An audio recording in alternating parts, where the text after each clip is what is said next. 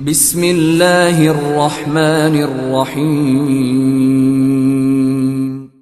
In the name of Allah, the Beneficent, the Merciful. السلام علیکم.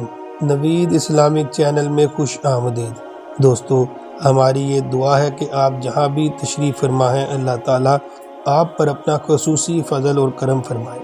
دوستو، آج کی ویڈیو میں ہم آپ کو بتائیں گے کہ روئے زمین پر سب سے پہلا قاتل اور مقتول کون ہے، اور سب سے پہلے کس گناہگار کو دوزخ میں ڈالا جائے گا، اور دنیا میں سب سے پہلے مردہ دفنانے کا طریقہ کیسے وجود میں آیا. دوستو، ویڈیو کی طرف جانے سے پہلے اگر آپ ہمارے چینل پر نئے ہیں تو بیل آئیکن کو دبائیں اور چینل کو سبسکرائب کریں، اور نیکی کے اس کام میں اپنا حصہ ڈالنے کے لیے ہماری اس ویڈیو کو زیادہ سے زیادہ شیئر کریں تاکہ یہ دین کی یہ بات دوسرے لوگوں تک بھی پہنچ سکے. تو چلتے ہیں ویڈیو کی جانب. روئے زمین پر سب سے پہلا قاتل قابیل اور سب سے پہلا مقتول حابیل ہے. قابیل اور حابیل یہ دونوں حضرت آدم علیہ السلام کے فرزند ہیں. ان دونوں کا واقعہ یہ ہے کہ حضرت حوا رضی اللہ تعالی عنہ کے ہر حمل میں ایک لڑکا اور ایک لڑکی پیدا ہوتے تھے، اور ایک حمل کے لڑکے کا دوسرے حمل کی لڑکی سے نکاح کیا جاتا تھا. اس دستور کے مطابق حضرت آدم علیہ السلام نے قابیل کا نکاح لعوزہ سے جو حابیل کے ساتھ پیدا ہوئی تھی کرنا چاہا، مگر قابیل اس پر راضی نہ ہوا کیونکہ عقلی ماں زیادہ خوبصورت تھی، اس لیے وہ اس کا طلبگار ہوا.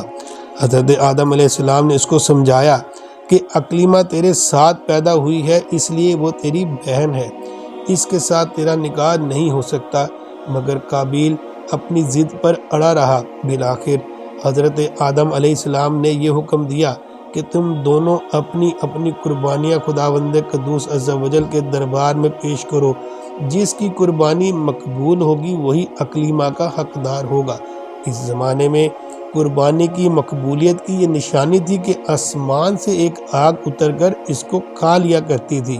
چنانچہ قابیل نے گیہوں کی کچھ بالیاں لیں اور حابیل نے ایک بکری کی قربانی پیش کی. آسمانی آگ نے حابیل کی قربانی کو کھا لیا اور قابیل کی گیہوں کو چھوڑ دیا. ناظرین، اس زمانے میں قربانی کی مقبولیت کی نشانی یہ تھی کہ آسمان سے ایک آگ اتر کر اس کو کھا لیا کرتی تھی. اس بات پر قابیل کے دل میں بغض اور حسد پیدا ہو گیا اور اس نے حابیل کو قتل کر دینے کی ٹھان لی اور حابیل سے کہہ دیا کہ میں تجھ کو قتل کر دوں گا. حابیل نے کہا کہ قربانی قبول کرنا اللہ تعالیٰ کا کام ہے اور وہ متقی بندوں ہی کی قربانی قبول کرتا ہے. اگر تم متقی ہوتا تو ضرور تیری قربانی قبول ہوتی. ساتھ ہی حابیل نے یہ بھی کہہ دیا کہ اگر تو میرے قتل کے لیے ہاتھ بڑھائے گا تو میں تجھ پر اپنا ہاتھ نہیں اٹھاؤں گا، کیونکہ میں اللہ سے ڈرتا ہوں. میں یہ چاہتا ہوں کہ میرا اور تیرا گناہ تیرے ہی پلے پڑے اور تو دوزخی ہو جائے، کیونکہ بے انصافوں کی یہی سزا ہے. آخر قابیل نے اپنے بھائی حابیل کو قتل کر دیا. بوقت قتل حابیل کی عمر 20 برس کی تھی اور وہ قتل کا یہ حادثہ مکہ مکرمہ میں جبل سور کے پاس یا جبل ہرا کی گھاٹی میں ہوا. اور بعض کا قول ہے کہ بصرہ میں جس جگہ مسجد اعظم بنی ہے منگل کے دن یہ سانحہ ہوا. واللہ تعالی عالم. روایت ہے کہ جب حابیل قتل ہو گئے تو 7 دن تک زمین میں زلزلہ رہا اور ہوش و طیور اور درندوں میں اضطراب اور بے چینی پائی گئی. اور قابیل جو بہت ہی گورا اور خوبصورت تھا، بھائی کا خون بہاتے ہی اس کا چہرہ بالکل بدصورت اور کالا ہو گیا، اور حضرت آدم علیہ السلام کو بے حد رنج اور قلق ہوا، یہاں تک کہ حابیل کے رنج و غم میں 100 برس تک کبھی آپ کو ہنسی نہیں آئی. اور سریانی زبان میں آپ نے حابیل کا مرثیہ کہا، جس کا ترجمہ یہ ہے: تمام شہروں اور ان کے باشندوں میں تغیر پیدا ہو گیا اور زمین کا چہرہ غبار آلود اور کبھی ہو گیا. ہر رنگ اور مزہ والی چیز بدل گئی اور گورے چہرے کی رونق ختم ہو گئی. حضرت آدم علیہ السلام نے شدید غضبناک ہو کر قابیل کو پھٹکار کر اپنے دربار سے نکال دیا اور بد نصیب اکلیما کو ساتھ لے کر یمن کی سرزمین عدن میں چلا گیا۔ وہاں ابلیس اس کے پاس آ کر کہنے لگا کہ حابیل کی قربانی کو آگ نے اس لیے کھا لیا کہ وہ آگ کی پوجا کیا کرتا تھا، لہذا تو بھی ایک آگ کا مندر بنا کر اس آگ کی پرستش کر۔ چنانچہ قابیل وہ پہلا شخص ہے جس نے آگ کی عبادت کی، اور یہ روئے زمین پر پہلا شخص ہے جس نے اللہ تعالیٰ کی نافرمانی کی، اور سب سے پہلے زمین پر خون ناحق کیا، اور یہ پہلا وہ مجرم ہے جو جہنم میں سب سے پہلے ڈالا جائے گا۔ حدیث شریف میں ہے کہ روئے زمین پر قیامت تک جو بھی خون ناحق ہوگا قابیل اس میں حصہ دار ہوگا، کیونکہ اسی نے سب سے پہلے قتل کا دستور نکالا، اور قابیل کا انجام یہ ہوا کہ اس کے ایک لڑکے نے جو کہ اندھا تھا اس کو ایک پتھر مار کر قتل کر دیا، اور یہ بدبخت نبی زادہ ہونے کے باوجود آگ کی پرستش کرتے ہوئے کفر اور شرک کی حالت میں اپنے لڑکے کے ہاتھ سے مارا گیا۔ حابیل کے قتل ہو جانے کے 5 برس بعد حضرت شیت علیہ السلام پیدا ہوئے، جبکہ حضرت آدم علیہ السلام کی عمر شریف 130 برس کی ہو چکی تھی۔ آپ نے اپنے اس ہونہار فرزند کا نام شیت رکھا۔ یہ سریانی زبان کا لفظ ہے اور عربی میں اس کے معنی ہبت اللہ یعنی اللہ کا عطیہ ہے۔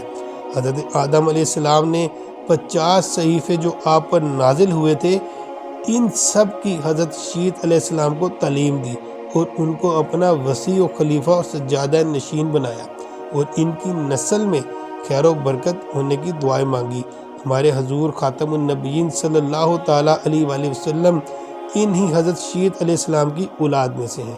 اللہ تعالیٰ نے اس واقعے کو قرآن کریم میں اس طرح سے بیان فرمایا۔ بسم اللہ الرحمن الرحیم وَاتْلُ عَلَيْهِمْ نَبَأَ ابْنَيْ آدَمَ بِالْحَقِّ إِذْ قَرَّبَا قُرْبَانًا فَتُقُبِّلَ مِنْ أَحَدِهِمَا وَلَمْ يُتَقَبَّلْ مِنَ الْآخَرِ قَالَ لَأَقْتُلَنَّكَ قَالَ إِنَّمَا يَتَقَبَّلُ اللَّهُ مِنَ الْمُتَّقِينَ لَئِن بَسَطْتَ إِلَيَّ يَدَكَ لِتَقْتُلَنِي مَا أَنَا بِبَاسِطٍ يَدِيَ إِلَيْكَ لِأَقْتُلَكَ إِنِّي أَخَافُ اللَّهَ رَبَّ الْعَالَمِينَ إِنِّي أُرِيدُ أَن